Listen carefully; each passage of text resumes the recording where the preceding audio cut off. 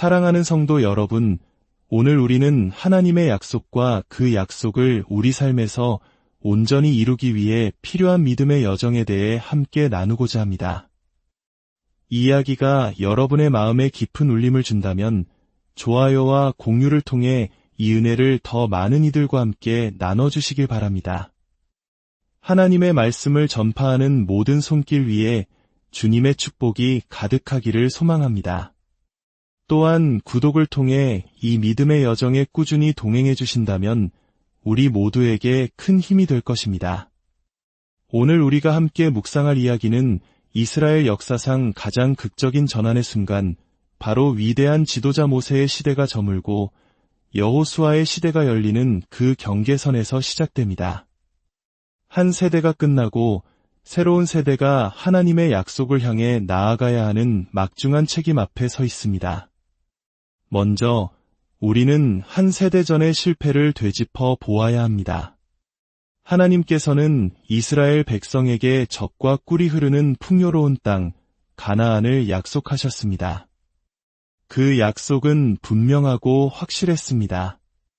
그러나 그 약속을 처음 받았던 세대는 그 땅에 들어가지 못했습니다. 왜였을까요? 그들은 스스로 자격을 박탈했기 때문입니다. 모세는 가나안 땅을 정탐하기 위해 12명의 정탐꾼을 보냈습니다. 그들이 돌아와서 한 보고는 참으로 놀라웠습니다. 과연 그 땅은 하나님께서 말씀하신 대로 젖과 꿀이 흐르는 땅이었습니다. 이 거대한 포도송이를 보십시오. 그들은 약속의 땅이 실제하며 상상 이상으로 풍요롭다는 사실을 증언했습니다. 하지만 그들의 보고는 거기서 끝나지 않았습니다. 그러나 그 땅에는 거인들이 살고 있고 그들의 성은 하늘에 닿을 듯 견고하며 우리는 잘 훈련된 군대를 보았습니다. 그리고 그들은 결정적인 말을 내뱉습니다. 우리가 보기에 우리는 스스로 메뚜기와 같았습니다. 여러분, 이 말이 얼마나 가슴 아픈 고백입니까? 그들은 거인들 때문에 자신들이 작아 보인다고 말하지 않았습니다. 그들 스스로가 자신을 메뚜기처럼 여겼다는 것입니다. 그들의 눈에 비친 것은 하나님의 위대함이 아니라 문제의 거대함과 자신의 초라함이었습니다. 하나님의 약속보다 눈앞의 현실을 더 크게 본 것입니다. 이 불신앙 때문에, 이 두려움 때문에 그들은 하나님께서 이미 주시기로 약속한 땅 앞에서 스스로 주저앉고 말았습니다. 그들은 약속된 유업을 눈앞에 두고도 그것을 누릴 자격을 스스로 포기해버린 것입니다. 이것은 오늘을 살아가는 우리에게도 중요한 영적 교훈을 줍니다. 우리 각자의 삶에도 하나님께서 주신 약속의 영역이 있습니다. 하지만 그 약속을 온전히 내 것으로 만들기 위해서는 수동적으로 기다리는 것이 아니라 적극적인 믿음의 발걸음이 필요합니다. 하나님의 뜻이라면 언젠가 이루어지겠지라는 생각은 때로는 우리의 나태함과 불신앙을 포장하는 그럴듯한 변명일 수 있습니다. 그것은 아니라고 게으른 신앙입니다. 하나님과의 관계라는 위대한 여정 속에는 약속을 향해 끊임없이 믿음을 사용하고 나아가야 할 우리의 책임이 분명히 존재합니다. 이제 시간은 흘러 광야에서 불평했던 세대는 모두 사라졌습니다. 그리고 새로운 지도자 여호수아와 새로운 세대가 요단강 앞에 섰습니다. 바로 이때 하나님께서 여호수아에게 말씀하십니다. 내 종 모세가 죽었으니 이제 너는 이 모든 백성과 더불어 일어나 이 요단을 건너 내가 그들 곧 이스라엘 자손에게 주는 그 땅으로 가라. 내 발바닥으로 밟는 곳은 모두 내가 모세에게 말한 바와 같이 너희에게 주었노니 내 평생에 너를 능히 대적할 자가 없으리라. 내가 모세와 함께 있었던 것 같이 너와 함께 있을 것임이니라.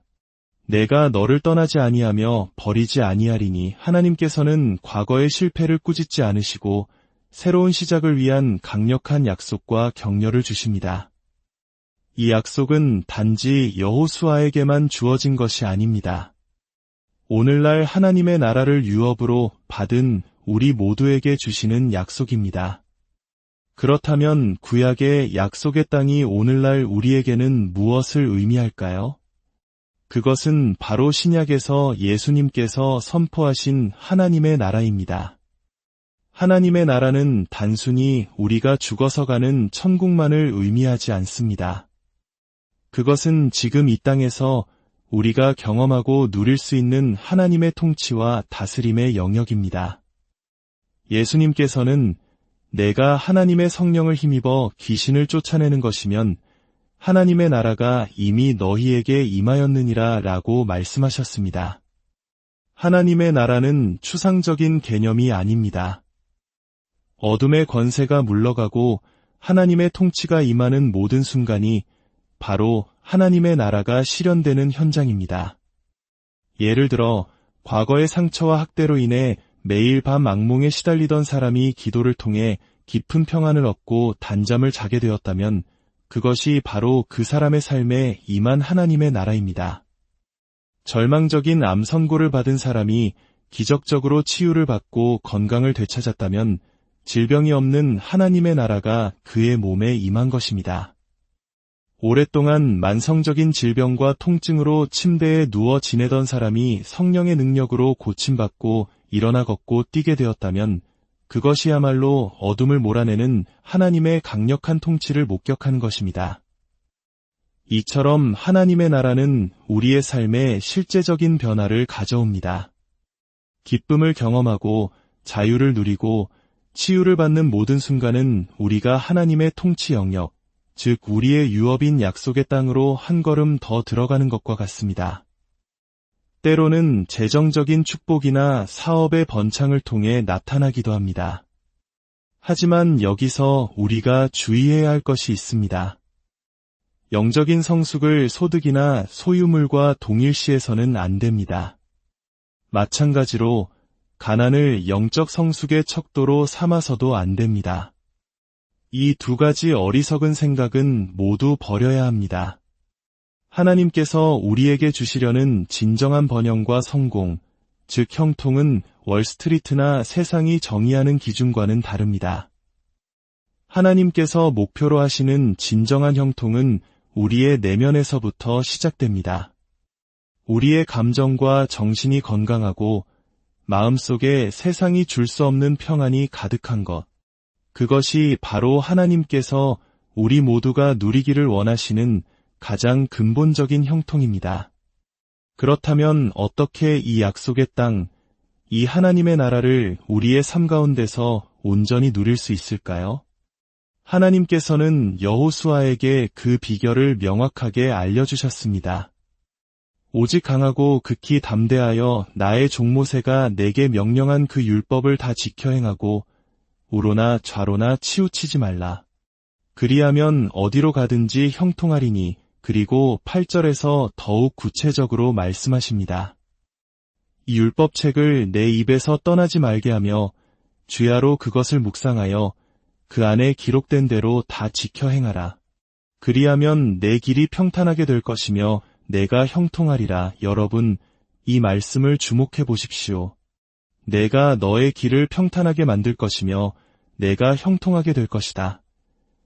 하나님께서 모든 것을 다 해주시니 우리는 가만히 있으라고 말씀하지 않으십니다. 하나님께서는 우리에게 가장 강력한 도구인 하나님의 말씀을 주셨습니다. 그리고 그 말씀을 주야로 묵상하고 입으로 선포하고 삶으로 살아낼 때 바로 우리 자신이 우리의 길을 형통하게 만들 수 있다고 약속하십니다. 이것은 놀라운 진리입니다. 우리는 환경의 피해자가 아닙니다.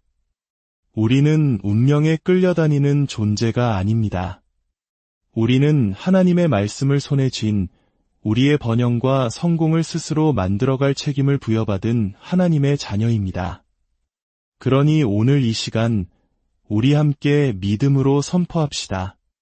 나는 내 삶의 형통을 책임지는 사람입니다. 나는 하나님의 말씀을 통해 내 삶의 성공을 이루어갈 사람입니다.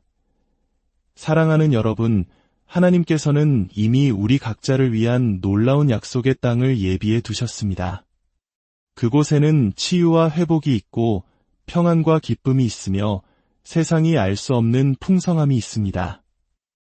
이제 우리가 할 일은 여호수아처럼 강하고 담대하게 믿음의 발걸음을 내딛는 것입니다. 하나님의 말씀을 붙들고 그 말씀을 묵상하며 한 걸음 한 걸음 약속의 땅을 정복해 나아가는 것입니다.